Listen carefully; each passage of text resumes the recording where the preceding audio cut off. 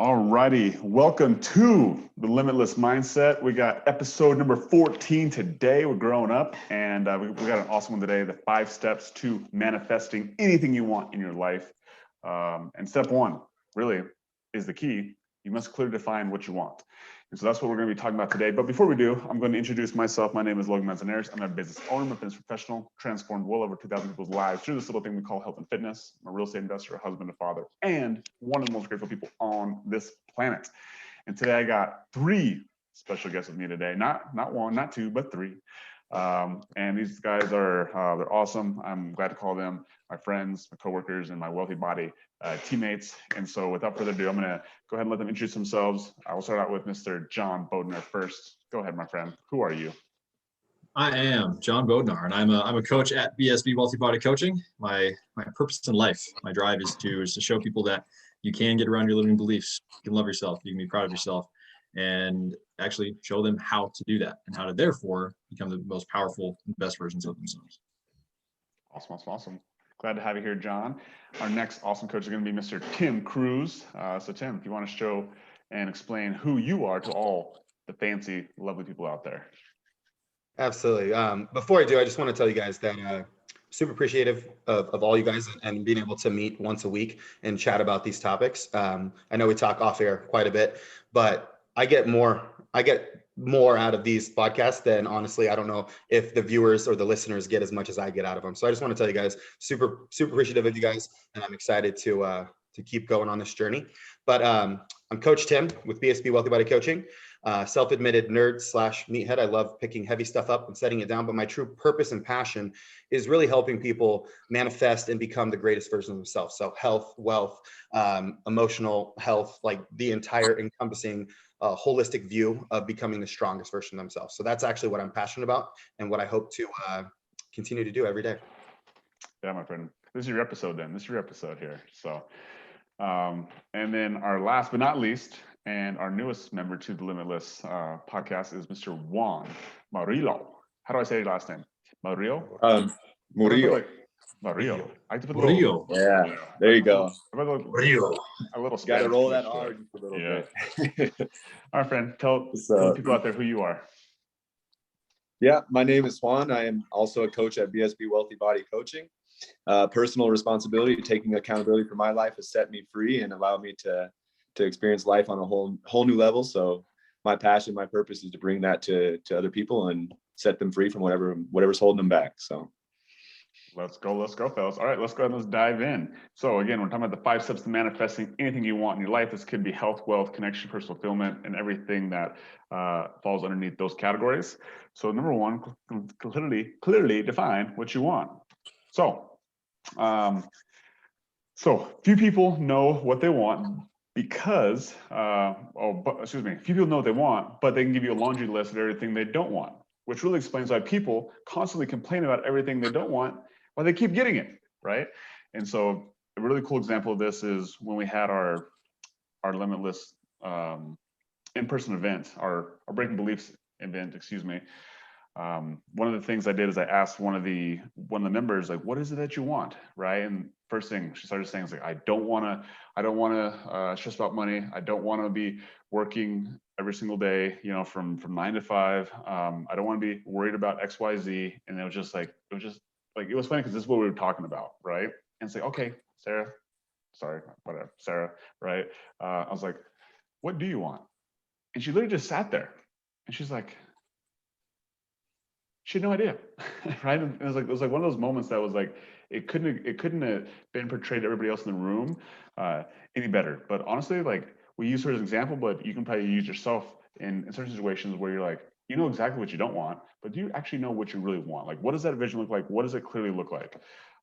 So like, that's like the first thing that pops in my head when I hear this, like, you get what you don't want because this is all you're focused on.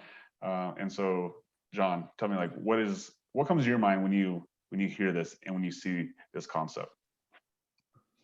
Well, it's something that we've talked about a lot before, and that is the law of attraction. So the simple truth is, if you are focused on something, that thing will come into your life more. It doesn't necessarily matter if you're focused on wanting it or not wanting it. If it has your attention, it's going to show up. And so things like we've used this example ad nauseum, or at least I have. If you're riding your bike, you don't want to crash into the tree. You're nervous, so therefore you think don't crash into the tree, and then you do. Because that's what you're thinking about. Instead of thinking stay on the driveway, think don't crash into the tree. The problem with that is there's a million ways to crash onto the tree. There's only one way to the driveway. And so just the big takeaway is wherever your attention is, that is what you're going to receive in your life. That is where you're going to go. Juan, I'll let you go next because I know Tim's about to blow this one up. So Juan, when you think about this, Yeah. what's the first thing that comes to your mind? Yeah, no, I actually relate to this a lot, especially over the last year. I can share with you kind of my part of my process. So for me, I had some negative beliefs over money and time. And time I just kind of recently got over. I would always feel the pressure of not having enough time. My family would invite me to do things. I would just tell them, hey, I don't have time, I'm busy. My wife would want to go do something, whatever it was, hey, I don't have time right now, I'm busy. And I just kept saying, I don't have time, I don't have time, and I don't have time. And I kept finding reasons and evidence that wasn't true. And it kept perpetuating. It got worse and worse, and until I felt way overwhelmed, and eventually led me to breakthrough, of course, through the breakthrough process. And breaking those beliefs led me to finally believing that I have an abundance of time. Right? I replaced those old beliefs that I have an abundance of time, that I create time, that I make time, that I'm controlling my schedule, things like that. And since then, I actually am busier now than I was at that time in my life, and actually am able to do more of those things that I was denying myself before, like visiting my family, going out with my wife, all those things. So I think the big thing is, I could be focused on like physical things, like bad relationship or whatever it is that you don't want, but also like even things as simple as time. For me, it was that. And what actually changed in your life to create all this time? Literally just the way I thought, just my beliefs around time. Like I said, I'm busier now than I was, and I just started believing that I have time, that I make time, and I found time. Yeah, I think it's so powerful just to understand that, is that like what you think about you actually attract, and something as simple as just like change the way you think can literally just change your whole perception and honestly your life, which I think is like it's so powerful, and it seems too easy, but the easiest things are, what was it, like common sense isn't always common practice. And so I think that's what really comes to me when I heard that example. Tim, finish this one out here for us, my friend. So I kind of want to take this in two different directions. First, if I ask you guys, this is kind of an old cliche, don't think about a yellow banana. What's the first thing you think about? Big one too. Right? Yeah. A freaking yellow banana. That clearly just proves right there that what you focus on, that's what you're instantly going to go for. Second, I'm using a little pop culture reference. Are you guys familiar with the movie The Patriot with Mel Gibson and Heath Ledger, like Love back that in the movie. day? Love that. Yeah. Right. So this kind of necks it down to more of like clearly defining what your goals are. And I remember there was a scene in the beginning of the movie where he's teaching his son how to shoot. And he tells his son, don't just pick the target, pick exactly on the target where you want to hit. And the son looks at him like, why? He's like, because if you aim small, you miss small, right? If you aim at just hitting the person, you might miss the person. But if you aim on hitting, his left button on his shirt, you might miss that left button, but you're still going to hit him in the chest. So I think that kind of clearly defines, not to quote the slide, but clearly defines what we should be thinking about when we talk about goals, is setting specific measurable goals. So instead of saying, I want to be healthy, I want to be fit, what does that look like for you? The more you can paint that picture, the more you can get specific, like think sniper out in the field. You want to be completely focused in on exactly what you want. If you miss, you're still going to hit your dang goal, but at least we have a clearly defined target of what we're shooting at. So that's kind of maybe the more cerebral side of coming at this, of like, this is tactically how I'm going to go about setting my goals, clearly defining them and being able to measure and track them as well. Yeah, that's fire. It's fire. See, aren't you glad I had you go before him, Juan? Yeah, no doubt. Yeah. I think I must give it away with my face or something like that. Like, You start to pounce a little bit. Yeah. And it's actually a great transition, right? So this is exactly, so now that first one's basically talking about how like most people, when they talk about what they want, they actually talk about what they don't want, right? And now it's actually because Tim made the great bridge over here to like get really clear on what you do want, right? So like, what are you trying to make happen? So these are the clearly defined goals. You know, how you measure success, how can you envision, how can you feel in it? How can you feel it? And so like Tim really talked about the first two a lot. Like, how do you measure it? Like, what is it? And then I think the next two are really powerful, and this comes down to visualization, and like just like seeing it in your mind, believing it up here before it actually becomes fruition. And so like this is one of the most powerful tools you can ever like harness, and that's visualization, and which is not necessarily a law of conscious creation, although like it definitely like embodies the law of attraction and the law of faith, because you basically are like picturing yourself. Let's say your goal is to lose 50 pounds, right? If you can actually like wake up and you can see yourself losing that 50 pounds, you look in the mirror and you're staring at yourself in your swimsuit, and all of a sudden you see abs, you put a big smile on your face, all of a sudden you start to get this feeling of happiness and joy and euphoria. And honestly, what you get is this belief. You get this belief that like, man, like this is actually can become real, right? And also you start to match up these emotions with and these feelings with with this cookie pen in your head, and then kind of like what Juan said is all of a sudden you start to like you start to see evidence of it in your life. You're like, whoa, I'm actually kind of seeing a little ab there. Like, you know what? I'm going, and then when you go to the store to go shopping, you see that bikini that you saw in your head. You're like, whoa, I've never seen that before, right? And all of a sudden you start to see evidence that's happening, and then boom, next thing you know, it actually happens. And that's where it actually has to happen first. It has to happen up here. So you start taking the action necessary in order for it to come. You know, in order for it to what's the word I'm looking for? To gestate, I guess. You know, to actually come to fruition. But it must start with up here. And so obviously the first two we're talking about are super important. You got to know what you want. You got to know like what are the tactical things to get there. But then like the next step of it is get that emotion tied to it. So we have the logic and we have the emotion. The more we can tie those things together, man, it's just like that becomes the dynamic duo in order for you to actually clearly get what you want. So Tim, I'll let you spin off that. What are your thoughts on that? So I have a lot of thoughts on this. So we won't dive too much into what I just talked about a few minutes ago. When I set up goals and when I think about goals, I think about the acronym SMART. So SMART stands for specific, measurable, attainable, realistic, and has a timetable to it. So time sensitive. So the SMART.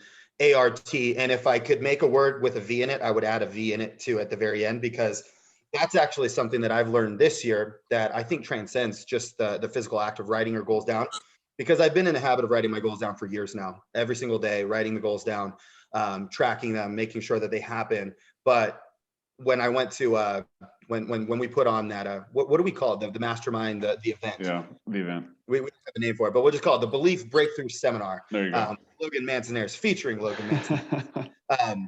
Him and Katie had us lay down on the ground. They turned the lights off. They had like the soothing music playing in the background, and they had us close our eyes. And we envisioned our mansion, right? But what I took away from that was like how real we make that happen in our head.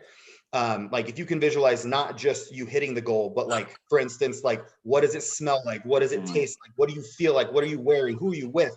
You know, what are the emotions that you're processing at the time? Like if you can make it as real as it is today, I honestly don't know if your brain knows the difference between what's going on up here versus what's actually outside in the world, because really all our brain does is interpret information and makes that picture anyway. So that's the biggest takeaway I got from this was there should be a V added onto the SMART. So if you guys can think about an acronym with a V, that would be awesome. I'll throw that in. But the visualization part I find to be paramount to this whole thing.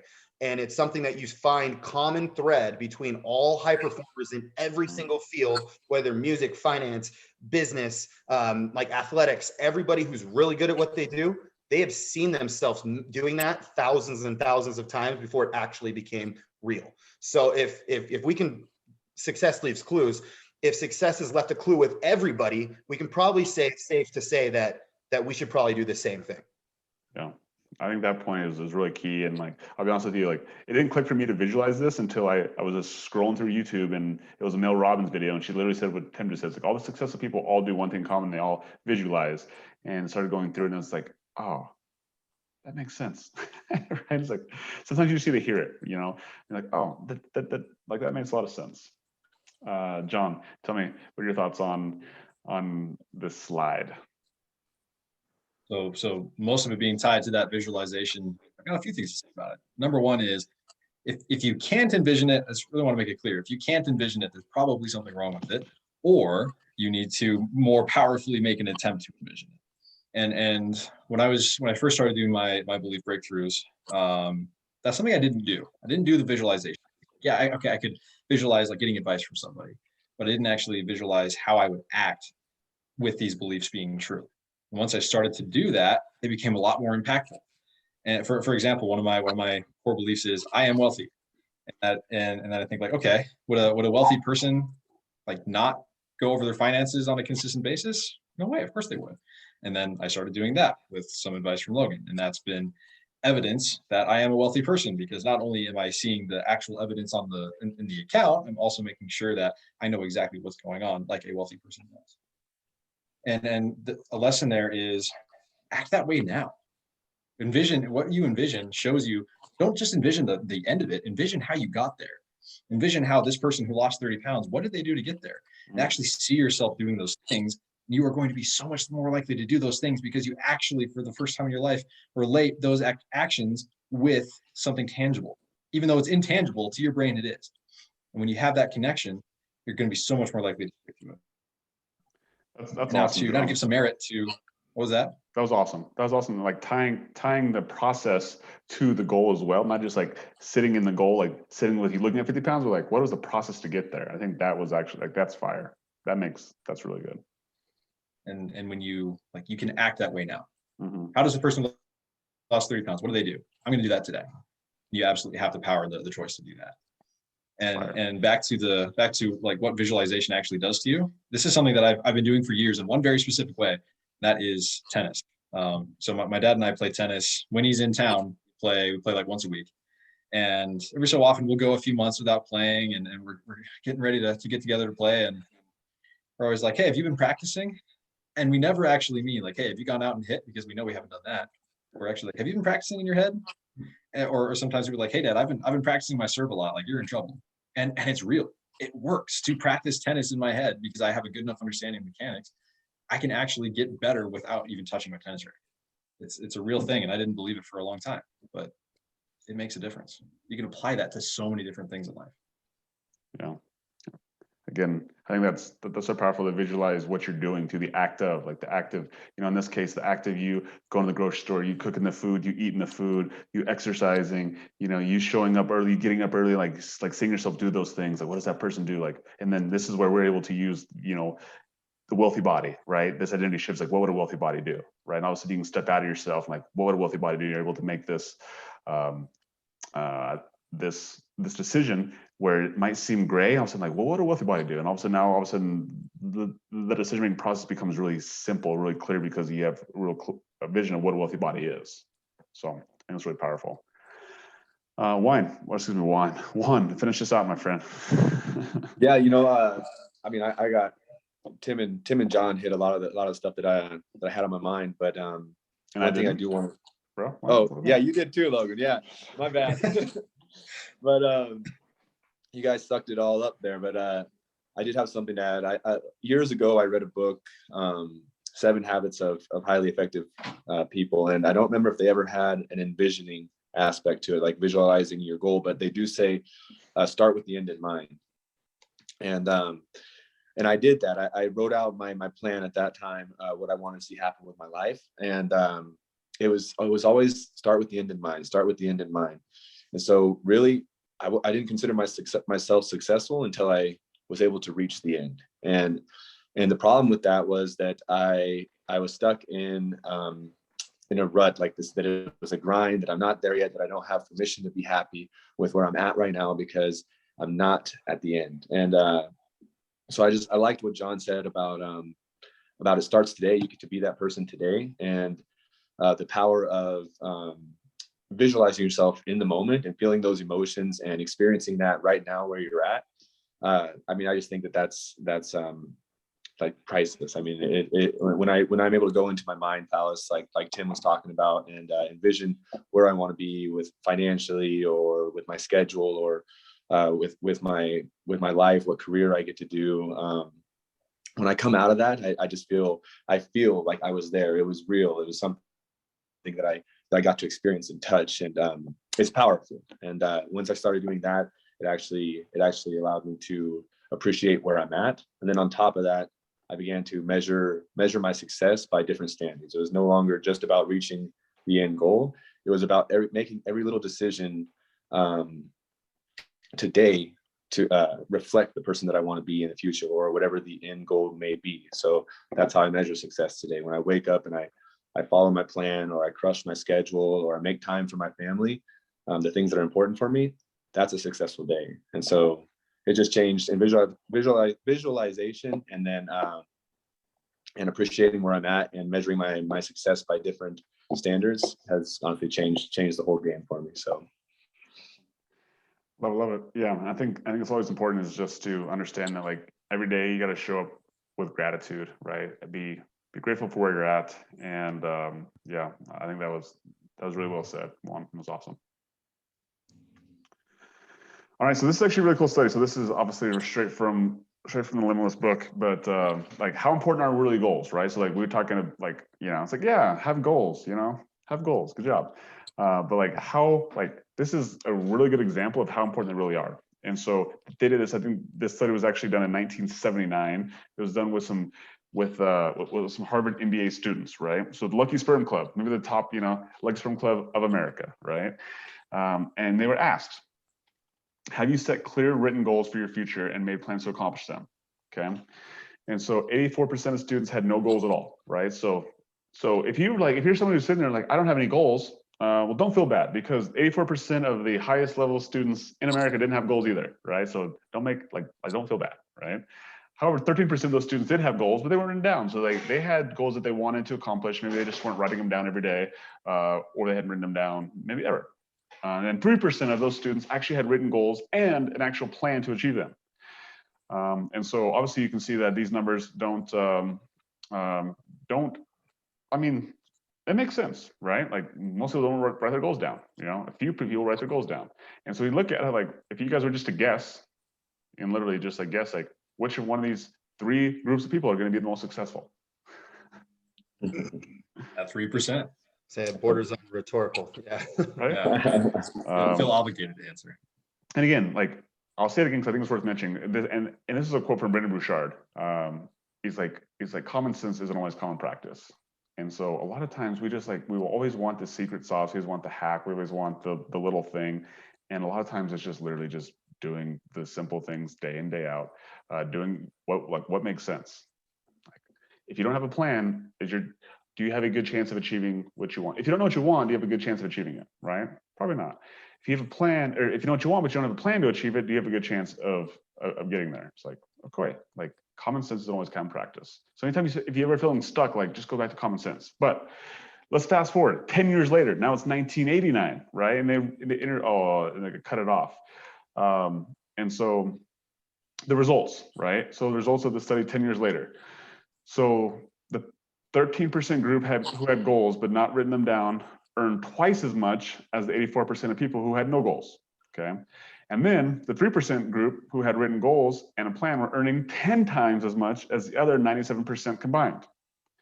Now, obviously, this is talking about finances, but again, if you guys were to guess, again, if we were talking about health goals, you guys think that these numbers would be very similar? absolutely. Right. So Tim, I'll start with you first. Like why? Like why do you think that number one, that these goals, like it doesn't matter if you're talking about wealth, health, connection, personal fulfillment, like why do you think these numbers are the way they are? Well, one, I really like the example of using wealth because it's a really easy measuring tool. But I have read similar studies when it comes to weight loss. There's a book by a guy named Dr. Lane Norton, and it's called Fat Loss Forever. And it follows groups of people very similarly to this. And one of the common denominators is people that had goals tended to stay in shape longer and keep their fat loss and their fitness for longer than people that did not. And there's many reasons that go behind that. But I think the main thing that this comes down to is really focus. Like it comes down to where our mind goes, that's where energy flows. Like, so if we have, like, I can tell you like different phases of my life, I was probably part of the 84% of people that had a goal, or sorry, 13% of people who had a goal but didn't write it down in college. So that goal was more ethereal. It was more hypothetical in nature. Like, yeah, I want to be successful. I didn't define success. I want to have a lot of money. What does a lot of money look like? I want to have a healthy relationship. Okay, but what does that actually mean? I didn't have a plan in place afterwards. It wasn't until after college, till after starting a business, till after like getting punched in the face a few times, that I was forced to like, actually, okay, I need a goal. And then I actually need like an action, like an actual plan to achieve said goal. So I think me doing that every single day, it keeps my mind focused. It keeps that front of mind awareness of what that goal actually is. And the way that I measure success is on any given day, did I take a step towards my goal?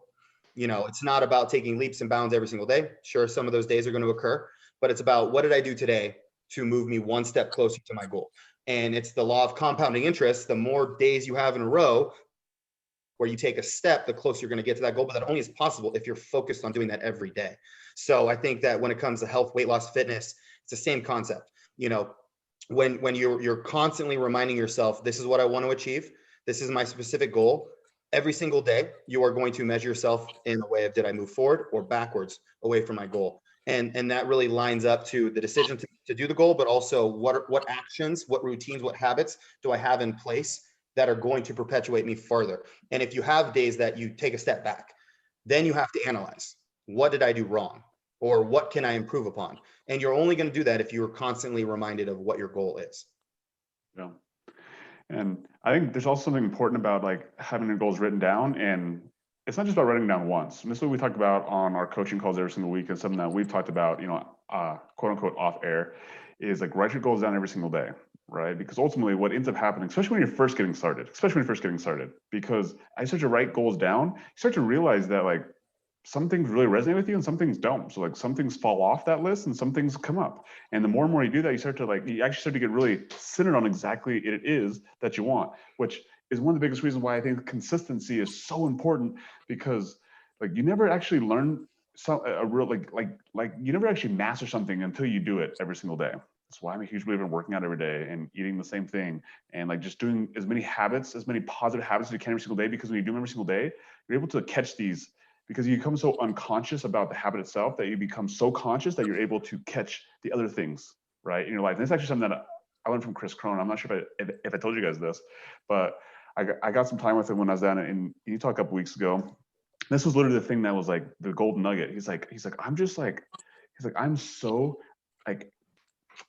so tuned in because like I have such good I have such good routines that like I'm able to actually just like see things I never saw before, because like he has so many things in his life just dialed in that now he's got the attention span to see other things. And so inside that book, they talk about how this, the subconscious mind takes in, 20 million bytes a second and the conscious mind takes in 2,000, right?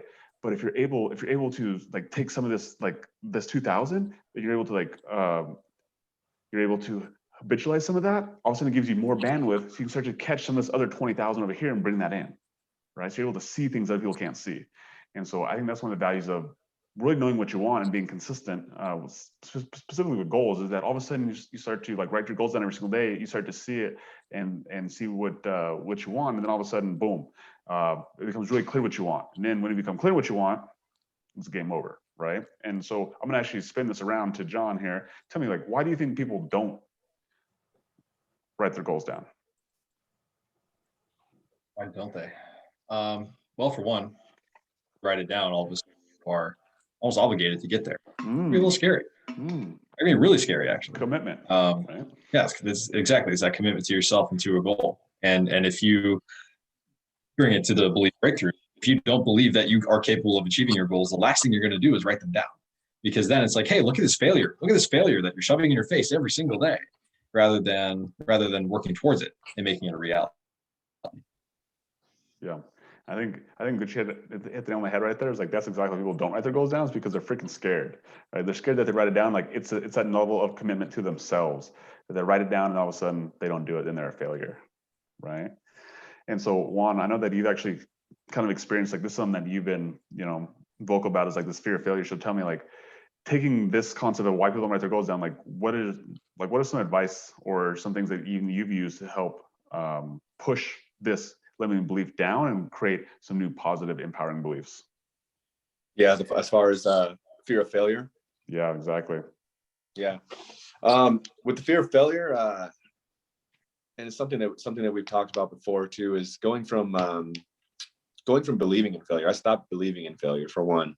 Nice. I decided that any opportunity, anything that I decide to try and tackle, any kind of goal or any kind of anything new that I'm trying to do or trying to put into my life, if it doesn't turn out how I want it to, I used to consider that a failure. Instead now I get to use that as a learning opportunity to try and get better, or make sure that I get better, figure out what I did wrong, and improve. So the big thing was just redefining failure. Failure for me now isn't not getting the result that I want. Failure now is just giving up. So that was the big step. And then to kind of piggyback on that too, another thing when I'm setting my goals, something that you had me do last year, like late last year, Logan, was like set some goals and then share them with somebody. Accountability, it's kind of scary to write them down, but then to even go a step further, like I shared a lot of them with my wife, so she's aware of what I'm working on. It's not just me. And I think that you can view that pressure or pressure however you want it, and it can either be like a good thing or a bad thing, but you have the choice. So I choose to make it a good thing. I choose to make it a positive thing. It's a commitment, but again, if I don't reach where I want to be, I just evaluate and see what I did wrong, and continue to try. Never quit. That would be the only failure, is quitting. Awesome. And it's funny you said that, like adding that pressure to yourself. And so in school, right, in college, my 5 years of college, I literally didn't learn anything besides this one thing that always stuck with me. I don't know why it stuck with me, but I always remember this class. There was two types of stress. There was eustress and distress, right? And ultimately, like, distress is what most people think of as being bad stress, right, or bad pressure. And eustress is inherently good stress, things that move you forward. And something like this, like writing your goals down, sharing with somebody else, it puts a little bit of stress or pressure on you, right? But in this case, I would consider that a eustress, or like it's a positive thing and moves you towards your goal. So I just wanted to let everybody know that I learned something in college. That's pretty much all I wanted to do right there. Hey, real quick, Logan, before we go away from statistics, I just want to share a good example of why it's important to have a plan. And we'll use a simple example of tracking your food. So there's a study of studies that Columbia University did, and it was a study of like how well do people actually like estimate their caloric intake without tracking it. And they found that people who would claim to have been eating like 800 to 1,200 calories per day for years were underestimating their actual intake by like 2,000 calories on average. Now this was a group of obese people, so this is a very drastic example. But like even if you cut that in half, if you're eating 1,000 calories a day than you think you are, well, no wonder you're going to be stuck. No wonder you're not going to hit your goals. So let's say, you write down, I want to lose 30 pounds, but you don't know that in order to do that, you actually have to be aware of how much you're eating. Then you're probably not going to get there. So I just wanted to share that and show, like, you got to be aware of what you're doing. And that's what a plan really is awareness of, okay, and what I'm doing actually getting me closer, or isn't it? Yeah, I think those numbers make everything real. And that's why we're obviously big components of tracking as much as we possibly can, right? Track everything. Right. When it comes to health, fitness, wealth stuff as well, and even measuring relationships. And just like if you can put a quantitative number to it, which I assure you, if you look hard enough, you can. And if it's important, you should track it. All right. So, and this is obviously something we just talked about, right? We talked about the goals must be believable, right? So if you don't believe it, then you're not going to do it. And so the real goal is to push your mind without stretching it, right? Or stretch your mind without breaking it. And that's really the key to like finding what your goals are. And so, I think there's a lot of camps out there that say like shoot huge, and the other ones say like small, like find the small wins. I think ultimately it's a combination of like, you got to think big, but at the same time, it obviously has to be something realistic, and even like setting different checkpoints or markers, I think is a great way to do it. But I'll leave it up to like Juan. I'll be starting with this first. Like, as far as setting goals, tell me, like, how do you set a goal to make it believable to yourself? Yeah, and I think this one, I don't want to encourage anybody to set small goals. And so I'll start by saying, like, something that stuck with me, I don't know where the quote came from, is that if it doesn't scare you, then it's not a big enough goal. And so I do try to make it outside of my comfort zone to make sure that I'm striving for something that I truly want and something that I feel I deserve. That's kind of how I start. Is I do believe in thinking big, and believing in myself. For one, I had to cultivate belief in myself to accomplish those goals before all this could happen. But definitely big on dreaming big, think big, make big goals, and then just like what you had mentioned, Logan, is having small victories along the way. Because like I had mentioned earlier, that if I'm only focused on reaching that goal and I'm not a success until I reach that goal, then I'm beating myself up along the way. I'm not enjoying the process. I'm not finding things to be grateful for, and eventually I'm going to fall off and derail. I'm not going to continue pursuing something that I'm passionate about, or that I really want to have happen in my life. So I'm big on setting up daily wins, finding anything that I can internally brag about to myself, be happy for, pat myself on the back, be grateful for my accomplishments, and then of course every opportunity to learn as well. But like you said, think big, and then have small victories along the way, no matter how small. Like, give yourself the encouragement to keep going. John, what are your thoughts on this? It depends on what you actually believe that you can achieve as well. Mm-hmm. Yes, you do have to set goals that you achieve, It's a but skill you set, also have to right? challenge. What's that? It's a skill set. I think that's maybe what you were trying to say right there. Exactly. So yes, you have to set attainable goals you believe you can reach, but you also need to challenge what that belief really is. So if you want to be a millionaire, for example, you gotta believe that. You gotta believe that you can, and look for examples and reasons that you can become a millionaire, and break limiting beliefs you have. But if you don't do that, then all of a sudden this goal is going to break your mind, rather than stretch it. You're just gonna be sitting there like, well, it's never gonna happen, and then you don't set a new goal to make up for it. So yes, set the believable goal. That's super important. But challenge what is actually believable to you. Yeah, that's awesome. Tim. Are you guys familiar with a guy named Dan Pena? No. So first of all, he's a very divisive character. He's a business coach. They call him the $1 trillion man. He's personally responsible for coaching people from $0 over $1 billion. He's done it hundreds of times. Like, he's a very good high performance business coach. Very aggressive character, but he lived in the barrio in LA. So he's like straight up poor growing up. And he's like 75, 76 years old now. So he's retired, even though he still works more than most of us. And he was interviewed on a podcast. This was a while ago, London Real. And Brian Rose, the guy who is the interviewer, the host, asked him if he had any regrets. And his only words were, yes, I didn't set my goals high enough. And this guy's a multiple billionaire. Like, he's successful by every single stretch of the word. And he said, I set my goal what I thought was high, but really I should have set it 10 times higher. And when we see that a lot in professional or successful people, especially as they get older, is their regrets tend to be not shooting high enough, and then also the relationships in which they maybe lost or suffered along the way. Those tend to be like the two biggest regrets people have. But I found his story very, very cool, because he set his goal to be a billionaire, and he still thought that wasn't high enough. But along the way, I think it's important, if I'm thinking of it in two different camps, to have this long-term goal. But then I like to set small goals along the way, because I believe small goals, when you hit them, they give you momentum. They give you inertia to keep going farther forward. So that's kind of how I would approach defining goals, is to set one big scary goal that maybe feels impossible, but then have these smaller subsequent goals that feed you as you hit those. So I have goals that are like yearly, monthly, weekly, daily, like all the way up to, I have like a 10-year goal that is kind of like so far down the road that I don't visit that every single day. But that is always off in the horizon, that I'm always looking at that big goal. But then my daily, my weekly, my monthly, my yearly goals are all lining up so that at the end of 10 years, I will hit that 10-year goal. That's fire, dude. That's fire.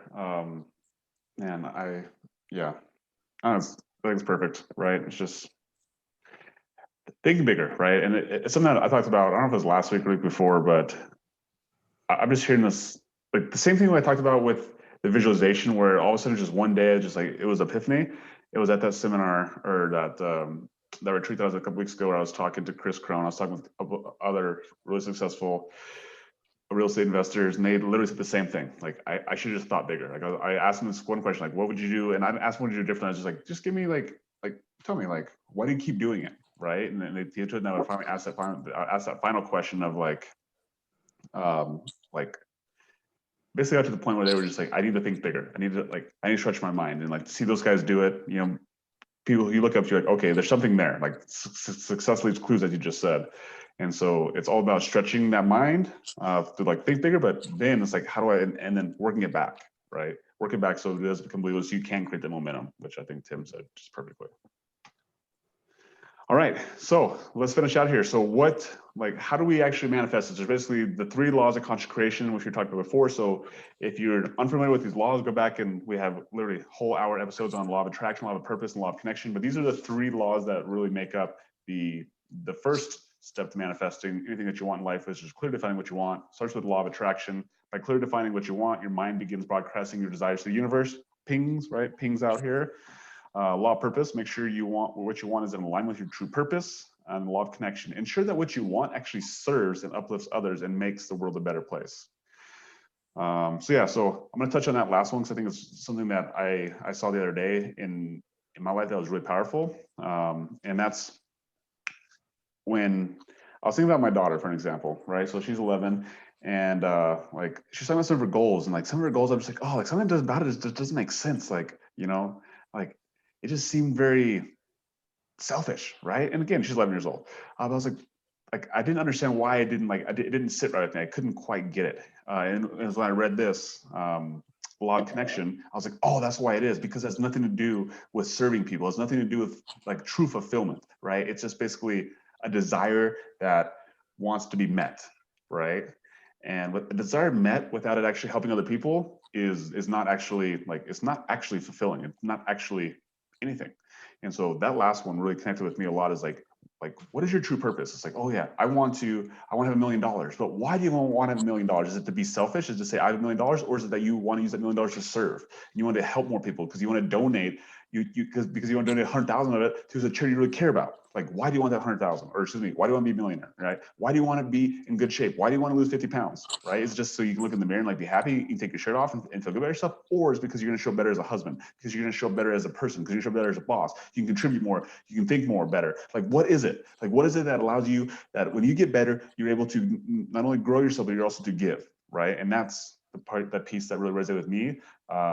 When I was thinking about my daughter the other day, and why her goals flat out just sucked, right? And so anyway, that's the piece that I'm really keen on these two. I think the other two make a lot of sense, but it's a law of connection that really ties it together for me anyway. So Juan, tell me, using these 3 laws, and how do you see all these things, how these laws creating this step 1 of clearly defining what you want? Sorry, how do I see them? What? Yeah, how do you see all 3 of these laws in like molding together in order for you to clearly define what you want, which is basically the very first step of actually manifesting anything?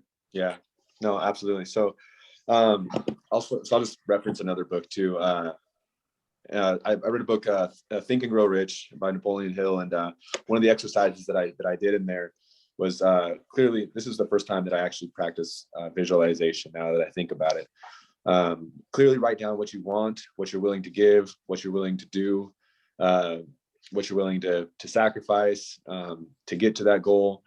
And I wrote that down, and inside the book, he tells you now read that 3 times a day. So breakfast or morning, lunch, and before you go to bed. And I read that thing until I got it memorized.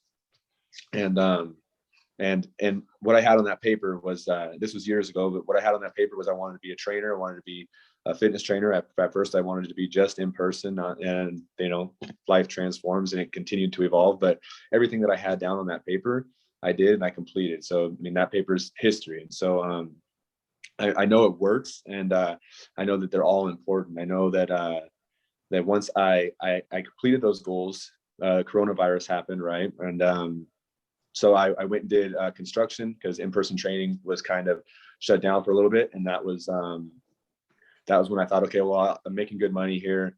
I can make a career out of this, a stable work. And I had these ideas that weren't really me coming out. Right. And I realized that it wasn't my true passion. It wasn't my purpose.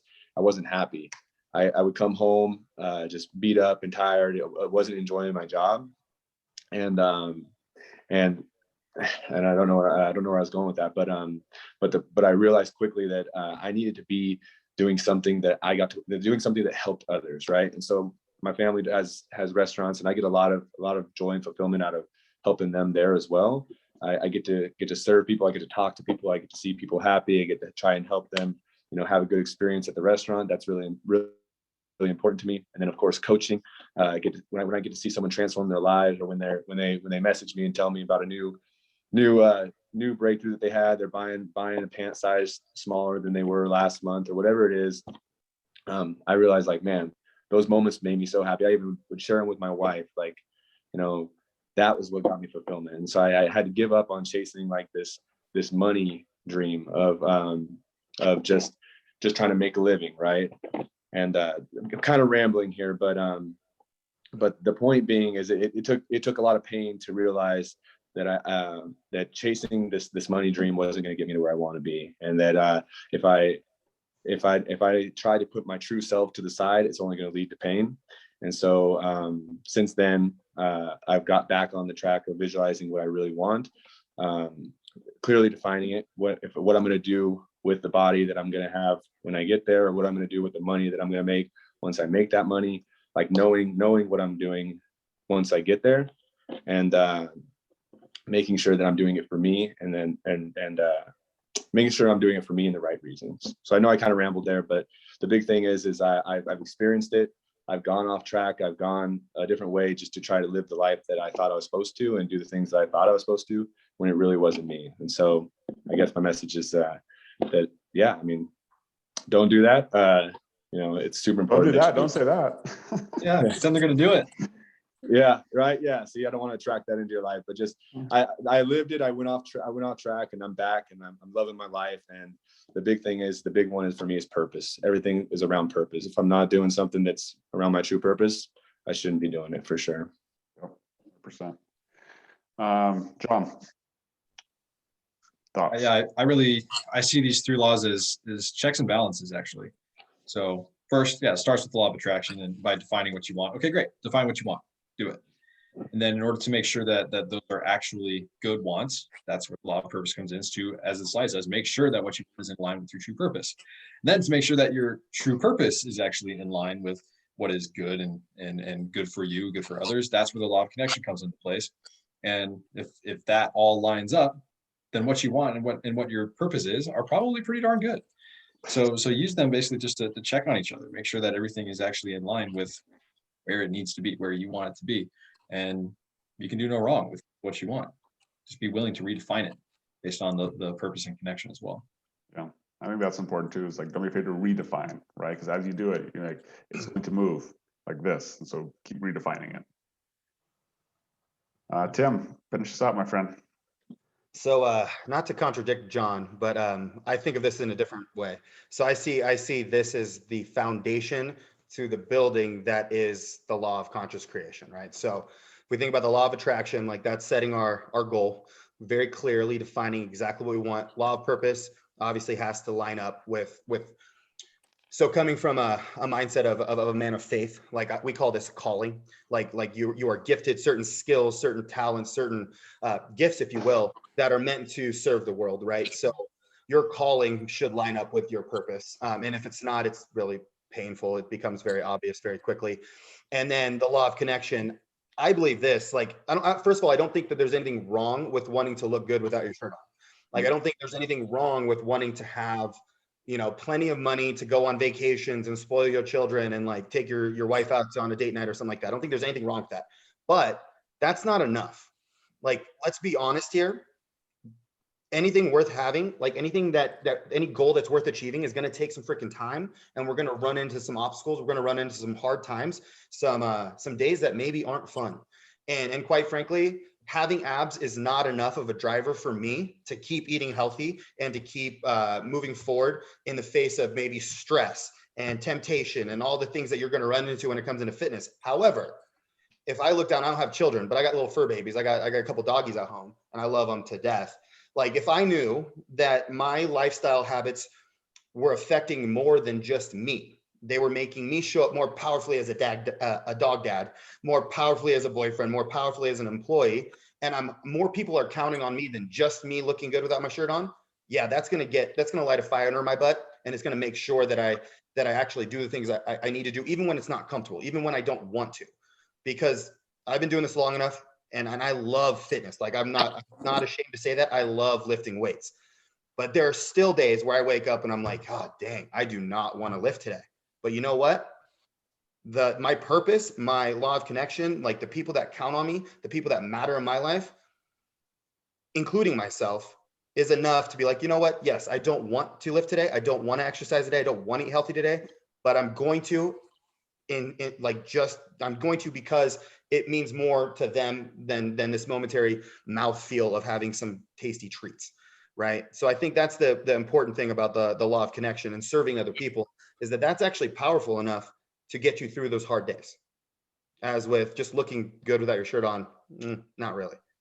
Yeah, 100%. I think you're right to touch on that it's okay to want those things, but like it can't be the end all be all, because it's not enough to keep driving. And I think that's honestly the biggest reason why people struggle, is because like I want to lose 30 pounds, and like it's not a big enough reason, right? It's like, but what's the bigger reason why you want to get to the goal? What's the biggest reason why? Like, and there's nothing wrong with wanting to lose 30 pounds, want to look good. Like, again, important, but like, why? Why do you want to do those things, right? Is that next layer back. So, all right, I'm going to finish out with just a quick little story here, and then we'll conclude this episode of the first step of manifesting. And so when I was 16 years old is when I started lifting weights, right? And it was something that transformed my life at a young age. And I graduated at 17 years old. And inside your yearbook, you put in your yearbook like what you want to be when you grow up, right? And so I wrote down in my yearbook that I want to be a personal trainer, right? And so whether I didn't know what the hell a personal trainer was at that point. Just but honestly, I love fitness, but I also knew that like it touched me in such a way that I was like I need to share this with other people. Like inherently, I understood that. And lo and behold, man, 6 years later, I ended up becoming a personal trainer. And you know what? I should have thought bigger, right?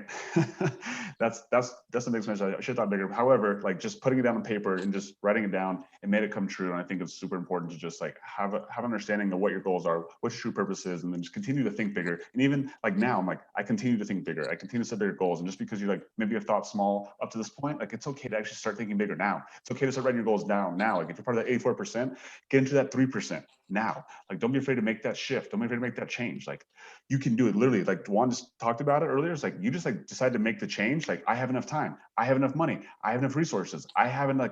Like my body is enough. I am enough. You literally can just like make that change today. It really is that simple. Again, doesn't. I'm not saying that it is simple, but it is. Okay.